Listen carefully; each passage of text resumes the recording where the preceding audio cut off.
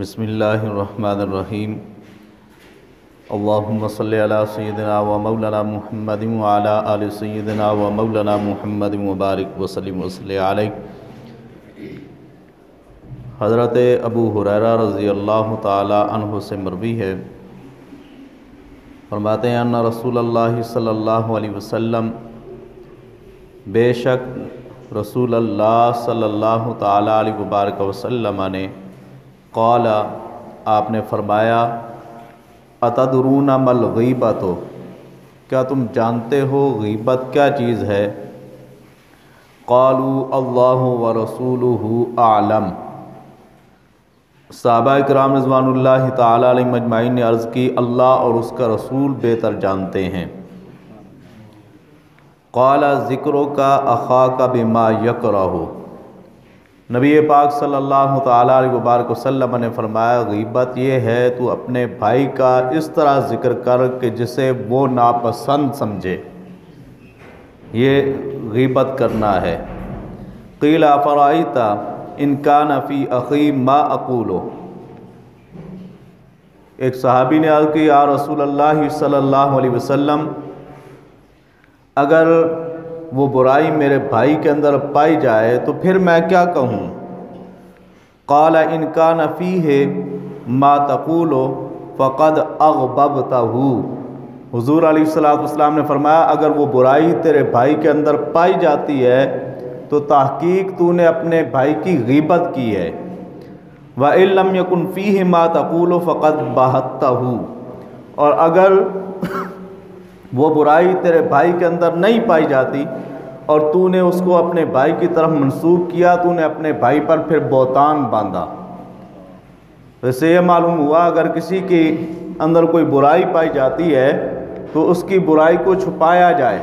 نبی پاک صلی اللہ تعالیٰ علیہ وبارک وسلم کا ایک اور فرمان عالی شان ہے، سرکار دو عالم صلی اللہ تعالیٰ علیہ وبارک وسلم نے فرمایا، من ستر مؤمنا سترہ اللہ یوم القیامہ، جو اپنے کسی مومن بھائی کی پردہ پوشی کرتا ہے، قیامت والے دن اللہ اس کے گناہوں پر پردہ پوشی فرمائے گا۔ حضرت ابو بکر صدیق رضی اللہ تعالی عنہ آپ سے مروی ہے، فرماتے ہیں نبی پاک صلی اللہ تعالی علیہ وبارک وسلم نے یوم النحر کے خطبے کے اندر منا کے مقام پر حجۃ الوداع کے موقع پر نبی پاک صلی اللہ تعالی علیہ وبارک وسلم نے خطبہ ارشاد فرماتے ہوئے یہ فرمایا، ان دماءکم و اموالکم، بے شک تمہارے خون اور تمہارے مال، و اعراضکم، اور تمہاری عزتیں، حرام علیکم، تمہارے اوپر حرام ہیں، کحرمت یومکم ھذا،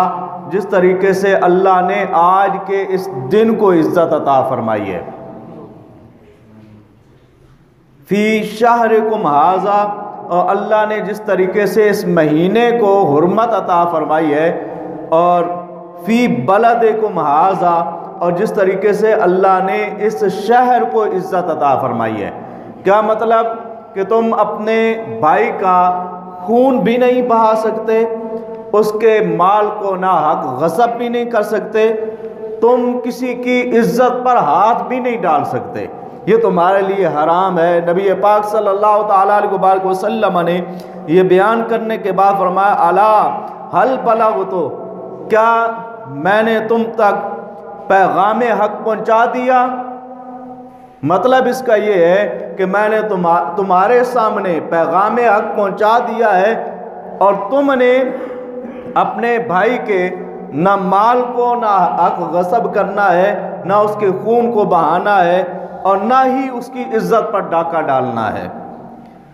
ام المومنین حضرت عائشہ صدیقہ رضی اللہ تعالی عنہ آپ اپنے حوالے سے بیان کرتی ہیں کہ میں نے حضرت صفیہ کے بارے میں کچھ بات کی تو نبی پاک صلی اللہ تعالیٰ علیہ وبارک وسلم نے اس کو ناپسند فرمایا۔ ام المومنین حضرت عائشہ صدیقہ فرماتی ہیں، قلت للنبی صلی اللہ علیہ وسلم حسبک من صفیہ کذا و کذا، فرماتی ہیں میں نے نبی پاک صلی اللہ تعالیٰ علیہ وبارک وسلم سے عرض کی، یا رسول اللہ صلی اللہ علیہ وسلم، آپ کے لیے تو فلاں فلاں کاموں میں صفیہ کافی ہے۔ بعض راویوں نے کہا تانی قصیرتن، حضرت صفیہ کا قد چھوٹا تھا تو انہوں نے حضرت صفیہ کے قد کی طرف اشارہ کیا کہ وہ کوتا قد والی ہیں، چھوٹے قد والی ہیں۔ تو نبی پاک صلی اللہ تعالیٰ علیہ وبارک وسلم نے اس جملے پر، ہم بھی اکثر کسی کو کہہ دیتے ہیں تو چھوٹے قد والا ہے، اور اس کے لیے مختلف قسم کے جملے ہم استعمال کرتے ہیں، یا کوئی لمبے قد والا ہو اس کے لیے ہم کوئی جملہ استعمال کر دیتے ہیں۔ تو نبی پاک صلی اللہ تعالیٰ علیہ وبارک وسلم کے سامنے جب یہ جملہ استعمال کیا گیا تو نبی پاک صلی اللہ تعالیٰ علیہ وبارک وسلم نے فرمایا لقد قلت کلمۃ لو مزجت بماء البحر لمزجته، اگر اس کلمے کو سمندر کے اندر ڈالا جائے، پانی کے اندر ڈالا جائے تو وہ پانی کو بھی بدل کے رکھ دے گا، یعنی اس کا رنگ بدل جائے گا، اس کا ذائقہ بدل جائے گا۔ تو نبی پاک صلی اللہ تعالیٰ علیہ وبارک وسلم نے اس جملے کو بھی ناپسند فرمایا، جس کو ہم عام روزمرہ کی زندگی کے اندر کوئی چیز نہیں سمجھتے اور اپنی زبان سے نکال دیتے ہیں۔ اور پھر ام المومنین حضرت عائشہ صدیقہ فرماتی ہیں حقیت لہ انسانا، میں نے نبی پاک صلی اللہ تعالیٰ علیہ وبارک وسلم کی بارگاہ ناز کے اندر ایک شخص کی نقل اتاری۔ ہم بھی ایک دوسرے کی نقلیں اتارتے ہیں، تو ام المومنین حضرت عائشہ صدیقہ فرماتی ہیں میں نے حضور علیہ السلام کے سامنے ایک شخص کی نقل اتاری تو نبی پاک صلی اللہ تعالیٰ علیہ وبارک وسلم نے فرمایا ما احب انی حقیت انسانا و ان لی قضا و قضا۔ آقا علیہ السلام نے فرمایا عائشہ اگر مجھے زمانے کی فلاں بڑی بڑی نعمتیں بھی مل جائیں نا تو پھر بھی میں کسی کی نقل نہیں اتاروں گا۔ ویسے یہ معلوم ہوا نبی پاک صلی اللہ تعالیٰ علیہ وبارک وسلم نے کسی کی نقل اتارنے کو بھی ناپسند فرمایا ہے۔ حضرت انس رضی اللہ تعالیٰ عنہ آپ سے مروی ہے، فرماتے ہیں قال رسول اللہ صلی اللہ علیہ وسلم، نبی پاک صلی اللہ تعالیٰ علیہ وبارک وسلم نے ارشاد فرمایا لما عرج بی مررت بقوم، جب مجھے معراج کی رات معراج پہ لے جایا گیا تو میں ایک ایسی قوم سے گزرا لہم اظفار من نخاس، ان کے ناخن تانبے کے تھے۔ معراج کی رات میرا گزر ایک ایسی قوم سے ہوا ان کے جو ناخن ہیں وہ تانبے کے ہیں۔ یخمشون وجوہہم وصدورہم، آقا علیہ السلام فرماتے ہیں وہ ان ناخنوں کے ساتھ اپنے چہروں کو نوچ رہے تھے، اپنے سینوں کو نوچ رہے تھے۔ فقلت من ہؤلاء یا جبرائیل، آقا علیہ السلام فرماتے ہیں میں نے جبریل امین سے پوچھا اے جبریل بتاؤ یہ کون لوگ ہیں جو اپنے چہروں کو نوچ رہے ہیں، اپنے سینوں کو نوچ رہے ہیں؟ قال ہؤلاء الذین یأکلون لحوم الناس، تو اس وقت جبریل امین نے عرض کی یا رسول اللہ صلی اللہ علیہ وسلم یہ وہ لوگ ہیں جو لوگوں کا گوشت کھایا کرتے تھے۔ کیا مطلب؟ گوشت کون کھاتا ہے؟ پہلے اب آپ کے سامنے ایک درس میں یہ گزر چکا ہے کہ جو کسی کی غیبت کرتا ہے وہ ایسے ہے جیسے اپنے کسی بھائی کا گوشت کھاتا ہے۔ اَيُحِبُّ أَحَدُكُمْ أَن يَأْكُلَ لَحْمَ أَخِيهِ مَيْتًا، اس آیت کریمہ کے ضمن میں یہ بات گزر چکی ہے کہ تم میں سے کوئی اس بات کو پسند کرتا ہے کہ وہ اپنے مرداد بھائی کا گوشت کھائے؟ تو آقا علیہ السلام کے سامنے جبریل امین نے بیان کیا یا رسول اللہ صلی اللہ علیہ وسلم یہ وہ لوگ ہیں جو اپنے بھائیوں کا گوشت کھاتے تھے۔ کیا مطلب؟ وہ اپنے بھائیوں کی لوگوں کی غیبت کرتے تھے۔ وَيَقَعُونَ فِي أَعْرَاضِهِمْ، اور لوگوں کی عزتوں کے اندر ہاتھ ڈالتے تھے۔ کوئی عزت دار آدمی کسی کو نظر آ جائے تو اس کی عزت کے پیچھے پڑ جاتے ہیں اور اس کی عزت کو بالکل تار تار کر کے رکھ دیتے ہیں۔ آقا علیہ السلام کو بتایا گیا یہ لوگ دنیا کے اندر عزت داروں کی عزتوں کو اچھالا کرتے تھے، آج آخرت میں اللہ رب العزت نے ان کو نشان عبرت بنا دیا ہے۔ حضرت ابو ہریرہ رضی اللہ تعالی عنہ سے مروی ہے، فرماتے ہیں ان رسول اللہ صلی اللہ علیہ وسلم کہ بے شک نبی پاک صلی اللہ تعالیٰ علیہ وبارک وسلم نے ارشاد فرمایا کل المسلم علی المسلم حرام، ایک مسلمان کا دوسرے مسلمان پر حرام ہے، دمہ، اس کا خون، یعنی ایک مسلمان دوسرے مسلمان بھائی کا خون نہیں بہا سکتا۔ ہم تو ذرا سی بات پہ قتل کرنے تک آ جاتے ہیں، ہمارے پاس اسلحہ موجود ہے، ہم بندوقیں تان لیتے ہیں، پسٹل تان لیتے ہیں اور اپنے بھائی کو قتل کرنے کے لیے آ جاتے ہیں۔ آقا علیہ السلام نے فرمایا ایک مسلمان کا دوسرے مسلمان پر خون حرام ہے، وَعِرْضُهُ، اور اس کی عزت کو اچھالنا بھی حرام ہے، وَمَالُهُ، اور ناحق اس کا مال کھانا بھی حرام ہے۔